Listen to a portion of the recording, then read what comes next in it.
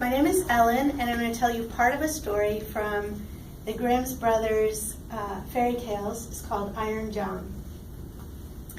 Once upon a time, a king sent a few huntsmen out into the woods near the kingdom. Unfortunately, these men were gone for a long time. Actually, they never came back. They were never seen again. The king was very puzzled. Some time went by, and he sent some more. Unfortunately, they didn't return either, and the king was really concerned. Some time went by, and he thought about it, and he wondered what could be in those woods. But he decided, maybe I'll send just a few more, one last time, see what happens. So he sent a few more into the woods, and they didn't come back either.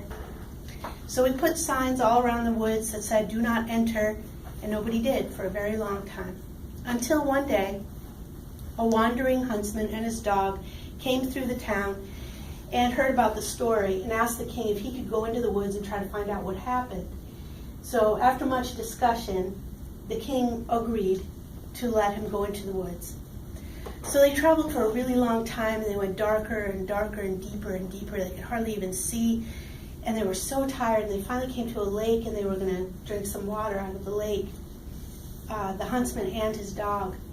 And all of a sudden, this really enormous, gigantic, ugly arm covered with silvery scales and these long, matted strings of hair came out of the water and scooped up the dog and dragged it under the water and disappeared.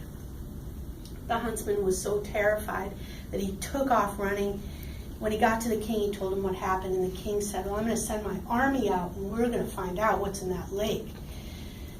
So they went back, and they drained the lake, and at the bottom they found this horrible wild man, and he was enormous and covered with these metallic iron scales and long matted hair. And he had these piercing green eyes, and he said, "My name is Iron John." Well, the army had some trouble, but they finally wrapped him up in chains and they dragged him back to the kingdom, to the king. And the king put him in a cage in the royal courtyard as a curiosity. Iron John spent about a decade there, imprisoned. And the rule was that if anybody let Iron John free, they were going to be punishable by death. Didn't matter what the circumstances were.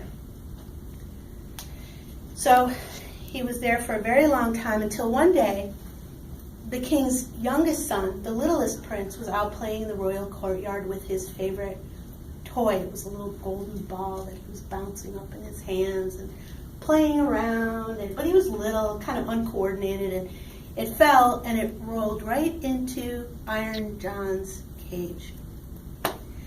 The little boy pleaded with Iron John to give him the ball back. But Iron John was silent, and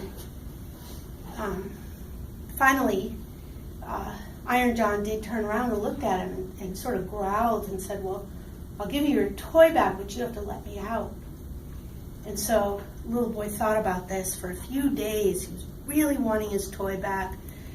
And finally, he decided to do this. So he snuck up to the queen's bedroom, his mom, and got the key out from under her pillow.